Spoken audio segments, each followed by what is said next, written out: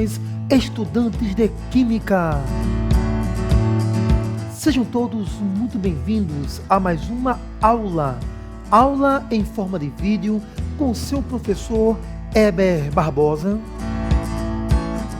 E neste momento estamos dando continuidade ao estudo dos gases presentes na atmosfera, a forma como esses gases interferem em nosso cotidiano, a influência dos gases atmosféricos no meio ambiente.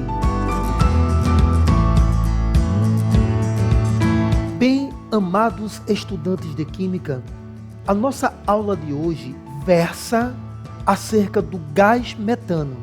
No caso, essa imagem que você está observando no vídeo está relacionada a um material de aula, uma ficha de aula de Química escrita para os meus alunos dos 8º anos. Isso mesmo, esse vídeo foi produzido inicialmente objetivando o estudo de Química por jovens estudantes dos 8º anos.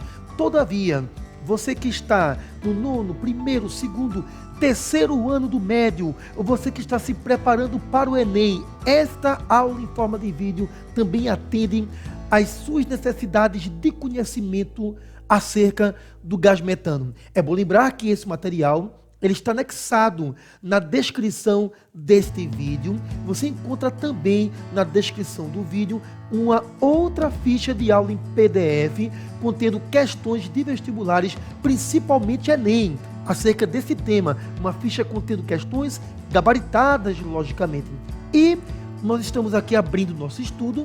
O gás metano, ele tem fórmula química CH4, onde você nota que o gás metano é constituído por moléculas e essas moléculas são formadas pela combinação de um átomo de carbono e 4 átomos de hidrogênio. Então aqui você encontra a molécula tetraédrica. A tetraédrica é a forma geométrica da molécula do metano CH4. Bem, nesse momento eu vou retirar aqui um pouco o zoom desse material que estou utilizando com vocês e ao retirar esse zoom, você observa que essa esfera com a letra H está simbolizando, logicamente, átomo do elemento hidrogênio. Com a letra C, átomo do elemento químico carbono. Temos aqui, então, o CH4.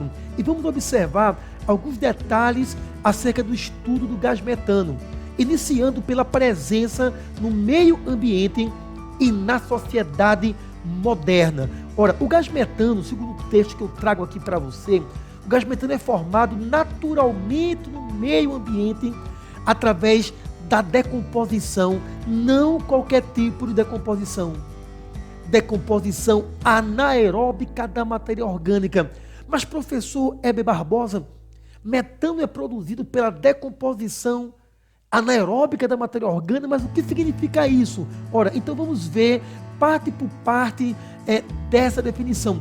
Quando nós falamos aqui em decomposição, ok? É porque bactérias anaeróbicas, bactérias que existem em ambientes com escassez de oxigênio, irão realizar a decomposição da matéria orgânica. Então, a decomposição realizada por bactérias anaeróbicas. Mas, professor, o que significa o termo anaeróbico? Então eu trago para você aqui. Anaeróbico é tudo aquilo que acontece na ausência de oxigênio. Ou seja, a decomposição anaeróbica, nós temos bactérias que vivem na ausência de oxigênio.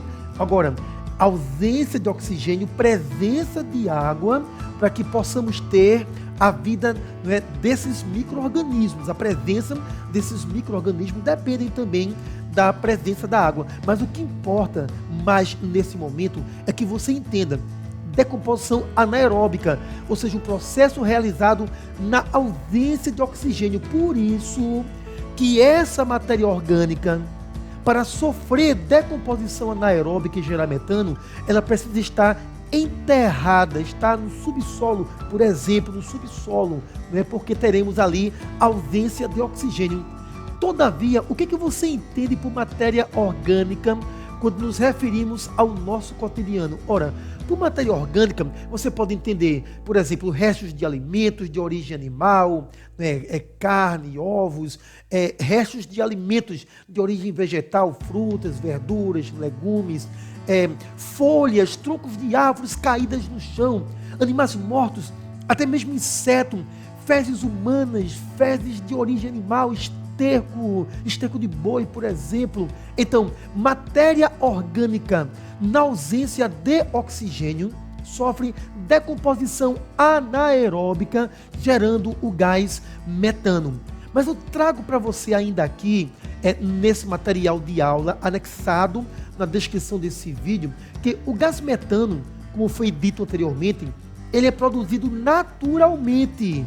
Independente da ação humana, nós temos a produção do gás metano. Por exemplo, o gás metano é formado no fundo dos pântanos. Por isso que esse gás metano é muito conhecido como o gás dos pântanos ou o gás dos mangues. Isso mesmo, os manguezais também formam o gás metano. Eu me recordo certa vez em Maracaípe, eu estava andando dentro de um manguezal e ao passar os pés no fundo da água do manguezal, algumas bolhas começaram a subir e logo eu lembrei, gás metano produzido pela decomposição da matéria orgânica. É isso mesmo, animais que morrem, folhas, galhos de árvore que caem, são enterrados no fundo do lago e a decomposição anaeróbica gera gás metano, né? E se você arrasta os seus pés no fundo desses manguezais, você observa as bolhas de gás metano sendo liberadas, sendo liberadas as bolhas de gás metano. Mas eu trago para você aqui outra informação também importante, que o gás metano ele é liberado nas torres de petróleo, liberado ou melhor, queimado, ok? Porque se você libera o gás metano, então ele vai contribuir para o aquecimento global com maior intensidade. Isso mesmo, se você queimar o gás metano, a queima do gás metano vai produzir gás carbônico. Ah, professor, mas o gás carbônico também é gás de efeito estufa. Eu sei, estudante. A questão é que o gás metano, ele intensifica o efeito estufa de maneira bem mais incisiva do que o CO2. Então, o gás metano nas torres de petróleo não é liberado para a atmosfera, ele é queimado, ok? E aqui no caso nós temos, vamos dizer assim, um certo desperdício, né, de gás metano. Mas sim, o metano ele é produzido nos poços de petróleo e é liberado nessas torres. Todavia, eu trago para você aqui, estudante, uma outra imagem interessantíssima. Ah, professor, o que há de interessante nessa imagem desse gado, desse rebanho bovino? Isso mesmo, aluno. O rebanho bovino, ele é grande produtor de gás metano. O gás metano é liberado no arroto e no pum dos ruminantes, dos bois, das vacas. E esse gás metano liberado pelo rebanho bovino, não só o rebanho bovino brasileiro, não é, que você sabe que é um dos maiores rebanhos bovinos do mundo, não é, mas todos os rebanhos bovinos espalhados pelo planeta, não é, são grandes produtores de gás metano. Inclusive, existem investimentos, pesquisas para reduzir o impacto desse metano produzido, liberado pelo enorme rebanho bovino. Eu trago para vocês nesse momento um pequeno vídeo.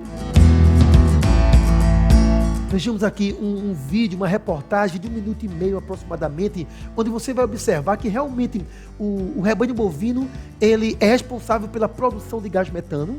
Lembra que gás metano é um gás de efeito estufa, o excesso de gás metano ele eleva acima de níveis normais aceitáveis a temperatura média do planeta, provoca derretimento das geleiras, elevação do nível do mar.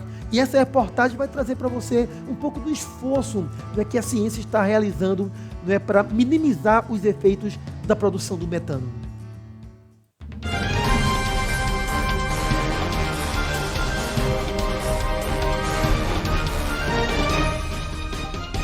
Olá, o Conexão Agro está no ar. Bem-vindo, bem-vinda. Hoje eu trago para vocês uma boa iniciativa desenvolvida pela Embrapa Pecuária Sudeste, no interior de São Paulo, que investe em estudos para diminuir a emissão de gases, como metano, em sistemas de produção de bovinos de corte e de leite. Essa técnica desenvolvida capta e armazena o ar emitido pelos bois. É que 90% dos gases produzidos pelos bovinos é composta de metano. E o Brasil assumiu o compromisso de reduzir 30% das emissões desse gás tóxico até 2030. O chefe-geral da Embrapa Pecuária Sudeste, o Alexandre Bernit, fala como é feito esse trabalho. A gente tem esse cabresto que fica preso na cabeça do animal. Em 24 horas, pequenas gotinhas de ar da região da narina e vai trazendo pela tubulação para dentro da canga. E nesse processo, por 5 dias consecutivos, a gente tem uma amostra composta do metano emitido por aquele animal que está no pasto, naquele sistema de produção. O Conexão Agro fica por aqui. Tchau, tchau. Até a próxima.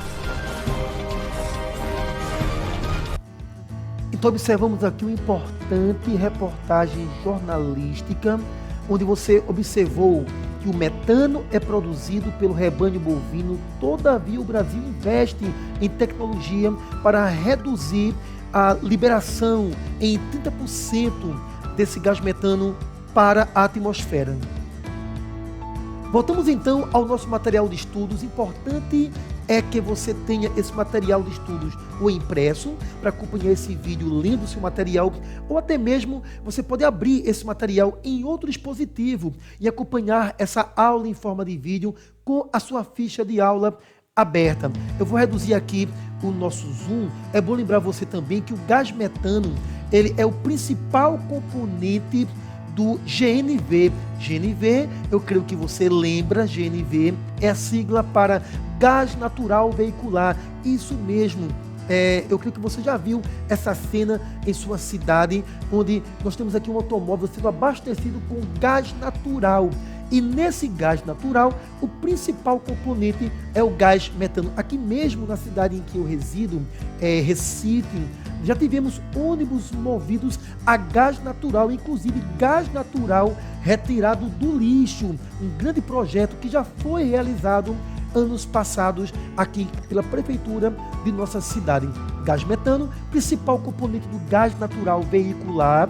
Aqui você observa um potencial aproveitamento desse gás metano, mas eu trago ainda para você, dentro desse nosso material de estudos, um tópico importantíssimo para o nosso estudo. Aqui você vê ao fundo um aterro sanitário. Aterro sanitário é bem diferente de lixão, porque no aterro sanitário o lixo não fica exposto ao ambiente, né? Ele fica enterrado, né? Uma camada de solo, de areia, e a matéria orgânica sob o terreno, né? Dentro do aterro sanitário, produz gás metano.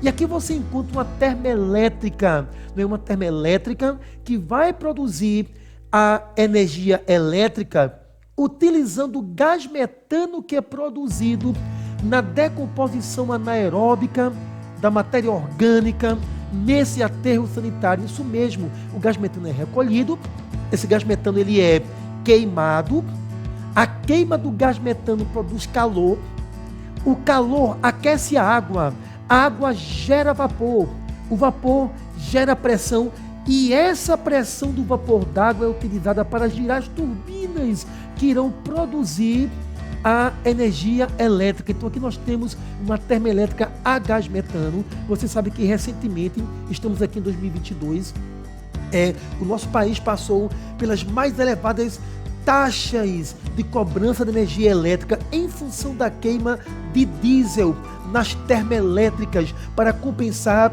a perda de geração de energia em função do esvaziamento dos reservatórios d'água, que produzem a eletricidade nas hidroelétricas. Então, o Brasil, queimando muito diesel em termoelétrica, o diesel muito caro, elevou a conta de luz.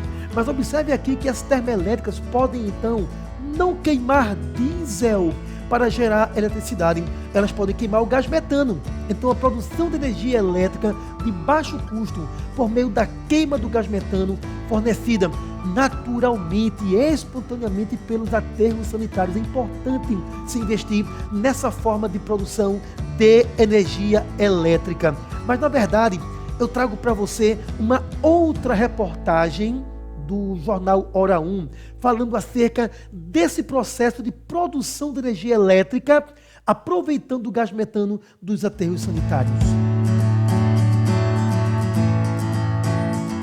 Vamos então aqui ao nosso vídeo. Mas também tem notícia boa vinda do Rio de Janeiro. É o seguinte, já pensou se a gente pudesse transformar o lixo em energia? Pois é o que está acontecendo sim no Rio.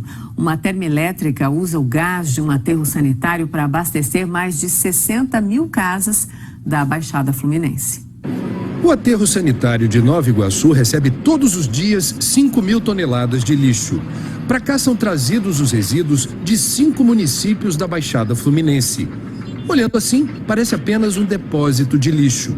Só que o aterro aproveita todo o gás do lixo resultante da decomposição da matéria orgânica, principalmente restos de comida, frutas, legumes e verduras. Esse gás é transportado em vários dutos que atravessam essa parte do aterro em direção ao lado de cá, onde funciona a maior termoelétrica movida a gás do lixo do estado do Rio.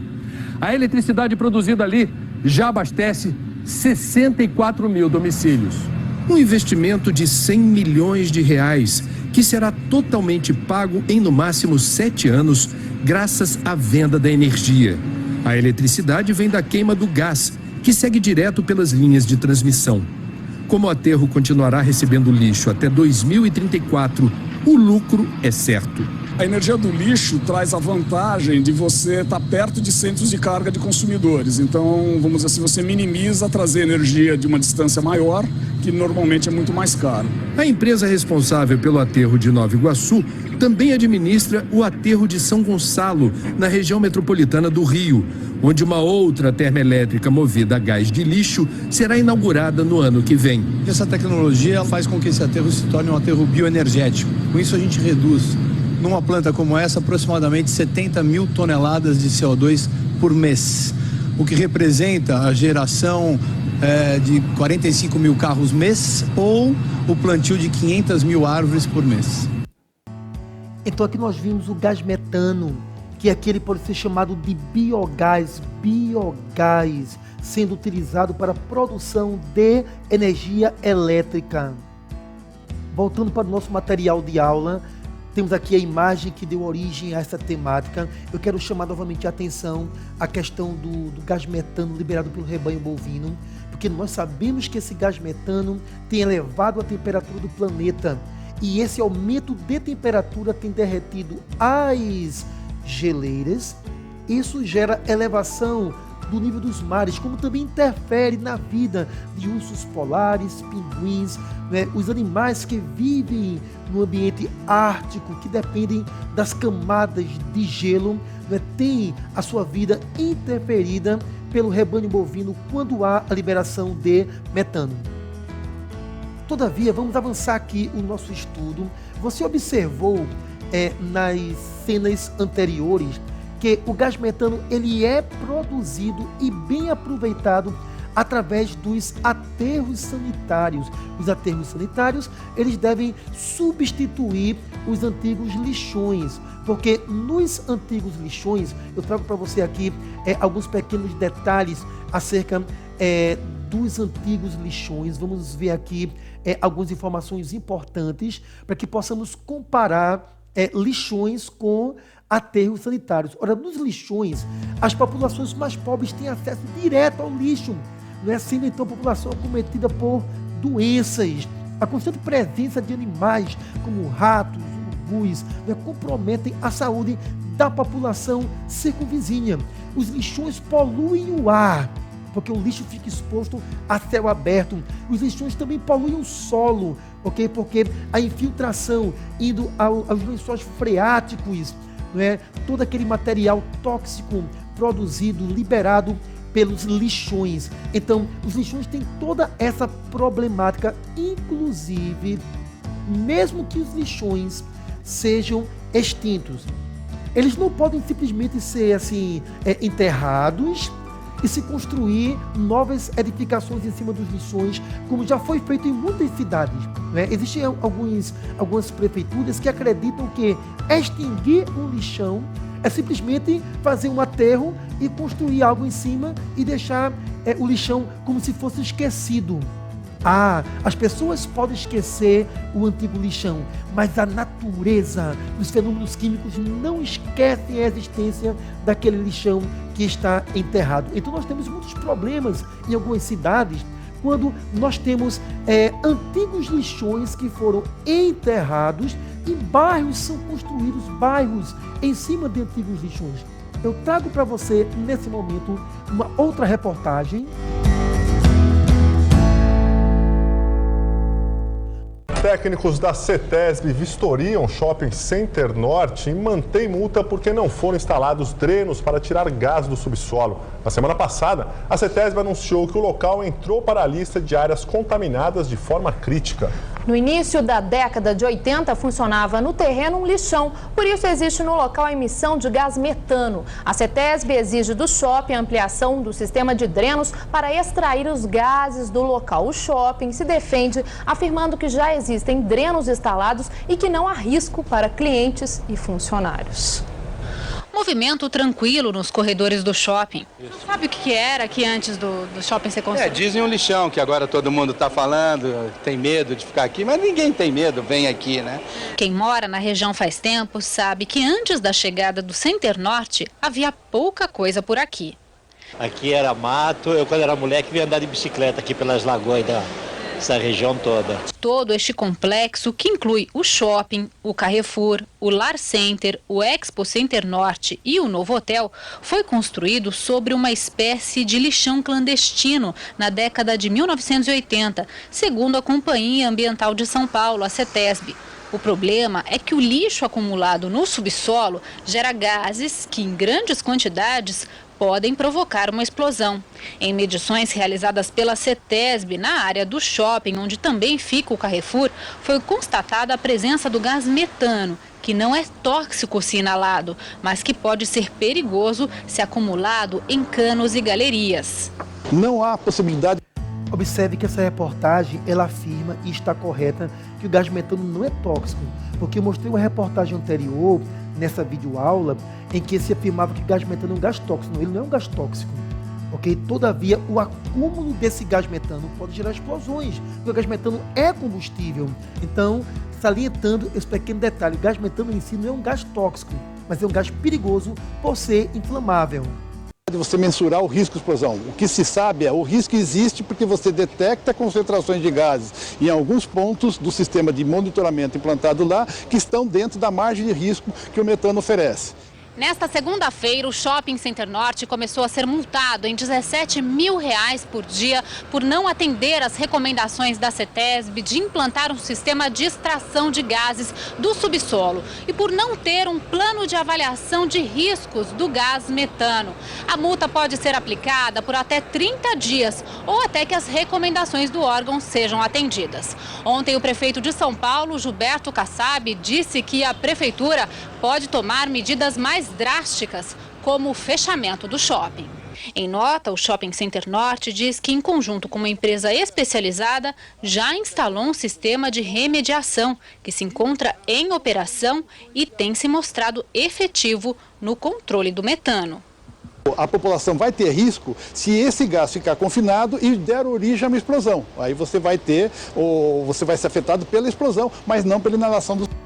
Bem, estudantes, tivemos a oportunidade de observar uma reportagem importantíssima que mostra como a produção do gás metano pode afetar de forma negativa a nossa vida. Todavia, se no lugar dos lixões fizermos organizados aterros sanitários, ora, os aterros sanitários são ecologicamente corretos e economicamente viáveis, porque o aterro sanitário, ele tem uma camada de PVC e argila, né, que fica na parte inferior, impedindo que haja passagem de substâncias tóxicas para o solo, evitando também a contaminação do lençol freático. Nós temos também coberturas feitas diariamente não é, para impedir que o lixo orgânico, por exemplo, fique exposto ao meio ambiente. Você observa aqui que urubus, não é, e animais e a população não tem acesso ao lixo que está abaixo de uma camada que cobre tudo aquilo que é depositado. Observe aqui torres, drenos para captação e queima do gás metano. Isso quando não há um aproveitamento energético.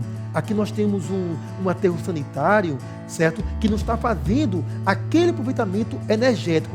Mas o importante é observar que essa estrutura que você encontra aqui, ela tem o objetivo de impedir a contaminação do meio ambiente, inclusive até o próprio chorume, né? Material líquido que é produzido na decomposição desse lixo, até o chorume é tratado para evitar, né, a contaminação do meio ambiente. Eu trago ainda aqui para você uma lista de importantes benefícios dos aterros sanitários, né? Eles atraem investimentos para a produção de créditos de carbono, isso mesmo porque você diminui, né, a liberação de gás de efeito estufa para o ambiente. Então, gera investimentos, né, na produção de créditos de carbono. Inclusive, teremos um outro vídeo para estudar o que significa créditos de carbono. Os aterros sanitários colaboram para a redução da emissão de gases do efeito estufa. Inclusive, daqui a pouco eu vou trazer para vocês um pequeno vídeo falando um pouco mais sobre o efeito estufa. Os aterros sanitários, né, são uma opção barata, escute, barata, para a produção de bioenergia. Bioenergia, expressão essa que vimos, não é, no penúltimo vídeo passado dentro dessa aula, não é, a produção do biogás que gera a bioenergia.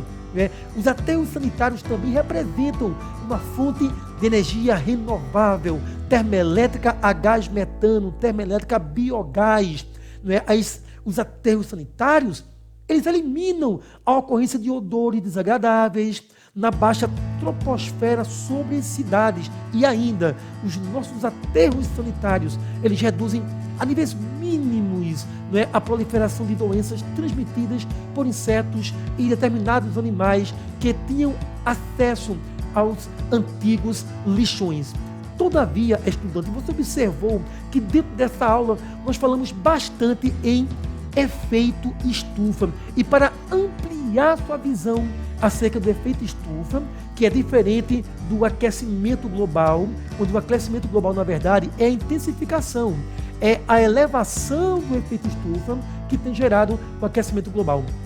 Eu trago para você aqui uma importante reportagem, um pequeno vídeo falando um pouco mais acerca do efeito estufa e do aquecimento global. As mudanças no clima são consequência do aquecimento do planeta. A maioria dos cientistas já acredita que é a ação nociva do homem sobre a natureza que intensifica a emissão de gases poluentes na atmosfera, elevando a temperatura da Terra. Vamos entender como isso acontece. A Terra é aquecida por um fenômeno natural chamado efeito estufa. Sem ele, o planeta seria muito frio e a vida das espécies estaria ameaçada. Podemos comparar?